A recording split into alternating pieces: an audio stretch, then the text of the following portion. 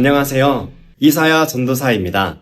지난 영상 중에 개척자에 대한 창조적 관점에 관하여 이야기 드렸습니다. 오늘은 개척자는 어떤 삶을 살아가며 개척자의 삶을 살아내기 위해 필요한 것은 무엇인지 세 가지에 관하여 이야기해 보도록 하겠습니다. 먼저 개척의 의미를 다시 한번 짚어보겠습니다. 개척이란 하나님의 진리의 말씀을 소리내어 선포하며 그 진리의 말씀의 빛을 따라 한 걸음 한 걸음 걸어가는 것입니다. 이것은 진리를 추구하는 성도라면 마땅히 살아내야 하는 삶의 자세입니다. 이렇게 진리를 추구하는 거룩의 삶을 살아내는 것은 결코 쉬운 일이 아닙니다. 왜냐하면 포기해야 할 것이 많기 때문입니다. 지금 내가 누리고 있는 것을 기꺼이 포기할 수 있어야 개척자의 걸음을 한 걸음 뗄 수 있습니다. 그렇다면 우리는 무엇을 포기해야 할까요? 개척을 방해하는 것을 단호하게 포기해야 합니다. 그것이 어렵고 힘들어서 포기하는 게 아닙니다. 나를 즐겁게 하고 유익하게 할 만한 것들을 단호한 결단으로 끊어내는 것입니다. 노아가 그랬고 믿음의 조상 아브라함과 그의 아들 이삭이 그랬습니다.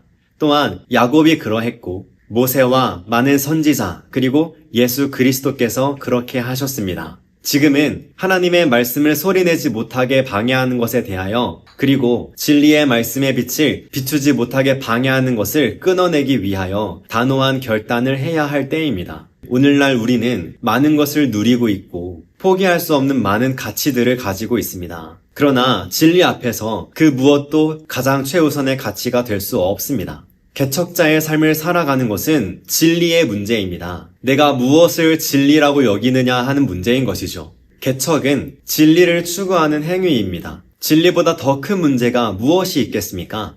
진리를 잃어버리면 다른 것이 제 아무리 좋아 보여도 그것은 맛을 잃어버린 소금과 같고 회칠한 무덤과 같은 것입니다. 진리를 잃어버린 예배, 진리를 잃어버린 교회, 진리를 잃어버린 교육, 진리를 잃어버린 훈련, 이 모든 것에 진리가 없다면 그것이 무슨 소용이겠습니까?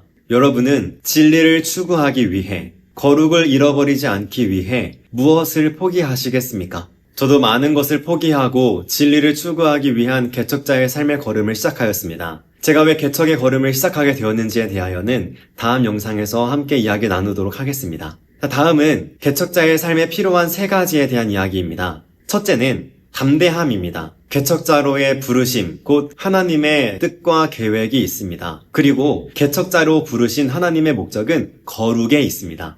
거룩은 구별되기 위해 끊어내는 것입니다. 그리고 끊어내기 위해선 담대함이 필요합니다. 여기서 담대함이란 근거 없는 자신감을 말하는 게 아니라 분명한 근거에 의하여 주어지는 담대함을 말하는 것입니다. 우리가 경험하고 있는 상황과 환경은 우리를 두렵게 하기도 하고 불안하게 만들기도 합니다. 그러나 그것보다 크신 하나님의 부르심과 하나님의 뜻과 계획이 있습니다. 하나님께서 주시는 담대함은 하나님의 언약의 말씀에 근거한 것입니다. 나에게 두려움을 주는 나의 경험과 주변의 상황들, 나의 환경보다 하나님의 언약의 말씀을 신뢰하는 담대함입니다. 12명의 정탐꾼 중에 단 2명의 정탐꾼만 하나님의 언약의 말씀을 신뢰함으로 담대함을 가지고 있었습니다. 언약의 말씀을 신뢰하는 자들이 담대함을 가지고 약속의 땅에 들어가 그 땅에서 나는 열매들을 취할 수 있는 것입니다. 내가 신뢰하는 그것을 나는 진리로 여기고 있는 것입니다. 여러분은 지금 무엇을 신뢰하고 계십니까? 나의 경험을 신뢰하고 계십니까? 내가 가지고 있는 어떤 재물과 나의 상황과 환경들을 신뢰하고 계십니까?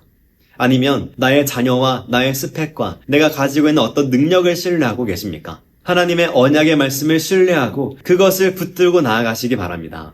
여전히 진리를 추구하며 개척자의 삶을 살아가는 성도로서의 마땅한 삶의 자세를 고민하고 계시는 분들에게 이 영상이 조금이나마 도전이 되시기를 소망합니다. 개척자에게 필요한 것 두 번째는 뜻을 정하는 것입니다. 개척의 목표는 거룩을 추구하는 데에 있습니다. 그러나 거룩을 지키는 것은 저절로 되지 않습니다.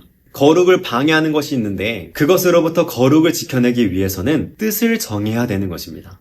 여러분, 이 시대는 하나님의 진리의 말씀을 왜곡하고 변질시키며 하나님을 부정하기 위한 인본주의 세계관이 가득하고요. 그 위에 권력과 재물을 가지고 있는 자들이 하나님의 말씀을 대적하고 있습니다. 이러한 시대 상황 속에서 우리는 뜻을 정해야 합니다. 교회가 거룩을 추구하지 아니하고 진리를 추구하지 않은 채 뜻을 정하지 않으면 애굽의 종노릇하는 것처럼 바벨론의 포로로 끌려갔던 이스라엘처럼 다 빼앗기고 마는 것입니다. 뜻을 정하여 진리로 방향을 돌이키고 하나님의 진리의 말씀을 지키기 위하여 담대하게 결단하였던 자들이 끝까지 살아남았던 것이죠. 오늘날 교회가 하나님의 진리의 말씀으로 돌이키고 아버지의 말씀을 지키는 개척자의 삶을 담대하게 살아가기 위하여 뜻을 정하기를 소망합니다. 하나님의 진리의 말씀을 왜곡시키고 변질시키는 골리앗이 눈앞에 있는데도 불구하고 세상 일에 대하여 눈 가리고 귀 막고 등을 돌리고 앉아서 하나님을 예배한다고, 하나님을 찬양한다고, 예수 잘 믿으면 천국 가면 끝이지, 이렇게 생각하고 있는 것은 성도로서의 책임을 다하지 않는 것입니다. 이 시대의 교회의 역할이 무엇입니까? 하나님의 말씀을 기준으로 정치에 대하여 바른 이야기들을 하는 것, 교회의 역할입니다. 사람들이 이것을 싫어한다고 하여서 이것을 포기하시렵니까? 깨어나시기 바랍니다. 다니엘은 왕의 진미를 거절하였습니다. 그리고 법으로 금지되었으나 하루 3번 기도하기를 끝까지 지켜내기 위해 뜻을 정하였습니다. 다니엘이 지켰던 거룩의 구체적인 내용은 10계명이었습니다. 그 중에서도 첫째 되는 계명, 여호와 하나님 외에 다른 신을 섬기지 않는 것입니다. 출애굽기 20장 2절에서 3절 말씀에 이렇게 기록되어 있습니다. 나는 너를 애굽 땅 종되었던 집에서 인도하여 낸 내 하나님 여호와니라. 너는 나 외에는 다른 신들을 내게 두지 말라. 아멘. 섞이는 순간 거룩을 지킬 수 없고 하나님의 백성으로서의 정체성을 회복할 수가 없습니다. 이스라엘 백성이 약속의 땅에서 하나님의 나라를 온전히 세우지 못하도록 방해했던 것은 거룩을 잃어버리고 섞이는 것이었습니다. 이것은 이스라엘만의 문제가 아닙니다. 오늘날 교회 안에 거룩을 잃어버리게 만드는 이방신들을 섬기는 문화들이 섞여 들어와 있는 것이 참 많이 있습니다. 전도라는 이름으로, 재미라는 요소로, 연합이라는 양의 탈을 쓰고 늑대가 들어와 있습니다. 포도밭을 망가뜨리는 여우가 들어와서 헤집어 놓고 있는 것입니다. 부정선거로 인한 재선거, 당일 투표 후에 수개표로 진행하자는 여론에 대하여 대통령과 민주당, 공산사회주의 이념을 가지고 있는 수많은 단체들, 주사파와 좌익 세력 같은 반국가 세력들이 질서 가운데서 헌신하고 수고하며 나라의 자유를 지키고자 헌신하고 있는 수많은 시민들의 요구를 여처럼 헤집어 놓고 논점을 흐리고 있습니다. 부정선거가 음모라니요. 부정선거는 음모가 아닙니다. 선관위의 실수라고요? 너무 실수가 많은 것 아닙니까? 진리를 추구하는 자는 섞이지 않기 위해 뜻을 정합니다. 우리의 뜻은 무엇입니까? 이 나라 대한민국에 하나님께서 허락하신 자유, 이것을 지키는 것입니다. 거룩을 지키기 위해 뜻을 정하시기 바랍니다. 이 나라뿐만 아니라 우리 그리스도의 몸된 교회와 여러분의 가정과 여러분 개인의 삶 가운데 진리를 추구하지 못하게 방해하는 것들이 있다면 끊어내기 위한 뜻을 정하시기 바랍니다. 개척자에게 필요한 3번째는 조언자입니다. 개척자에게는 조언자가 필요합니다. 그렇다면 하나님의 진리의 말씀을 소리내어 선포하고 그 말씀의 빛을 비추며 걸어가는 자들에겐 어떤 조언자가 필요할까요? 이사야 9장 6절 말씀에 우리의 조언자가 누구인지에 대하여 말씀으로 가르쳐주고 계십니다. 이는 한 아기가 우리에게 낳고 한 아들을 우리에게 주신 바 되었는데 그의 어깨에는 정사를 메었고 그의 이름은 기묘자라 모사라 전능하신 하나님이라 영존하시는 아버지라 평강의 왕이라 할 것임이라. 아멘. 여기서 모사라는 단어가 바로 조언자라는 뜻입니다. 이사야 9장 6절 말씀은 예수 그리스도를 예표하는 말씀입니다. 따라서 우리의 모사, 조언자 되시는 분은 바로 예수 그리스도이시죠.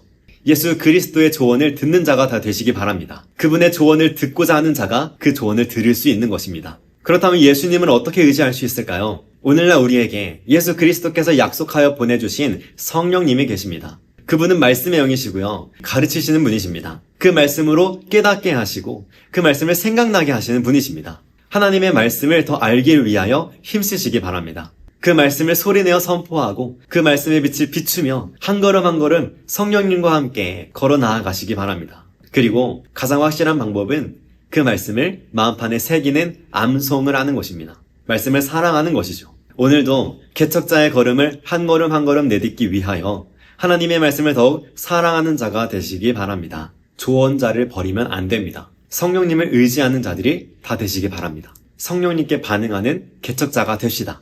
그럼 저는 다음 영상에서 찾아뵙겠습니다. 감사합니다.